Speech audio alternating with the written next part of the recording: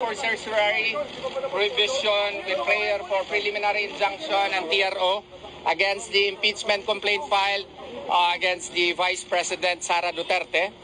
This is based on constitutional as well as legal grounds. We feel that the impeachment complaint is constitutionally deficient. It is a violation of pertinent constitutional provisions, and it is likewise jurisdictionally void.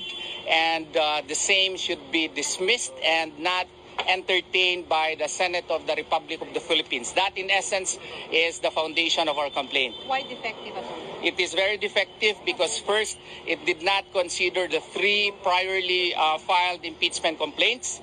It did not likewise consider due process to the Vice President, and it did not also follow the constitutionally prescribed verification process. And because of these three and other grounds, the impeachment complaint should be dismissed and not entertained, rather. Okay. Verification process. The verification process requires that it should be personally known, the allegations are personally known and studied by the respective congressman who signed it. And if you notice, the congressman who went there did not even know as to the subject matter of the discussion in the House caucus.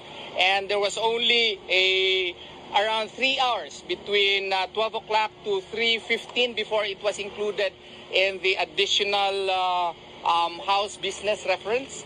And by that time, we feel and we have reasons to believe that some of the congressmen were not even able to peruse the complaint as well as assess the evidences attached in the impeachment complaint. And therefore, this is defective.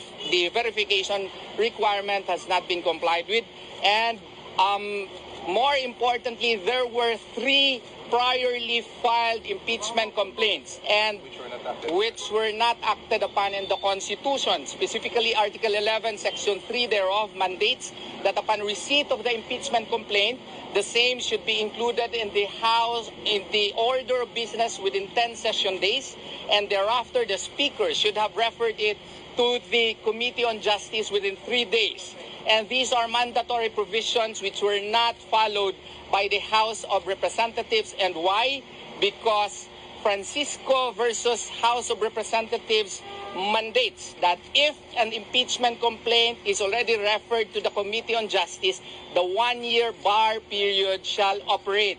And if the three complaints were entertained, included in the order of business within 10 session days, and included within 3 session days in the Committee of Justice, referred to the Committee of Justice, then the 1-year bar rule would have operated, and the fourth impeachment complaint should not have been legally entertained. Attorney, gano'n po tayo confident na magkakaroon po ng TRO, especially po na may arguments na same equal branch po ang SC in Congress? Well, it's up to the Supreme Court, but we pray that the Supreme Court will grant our prayers.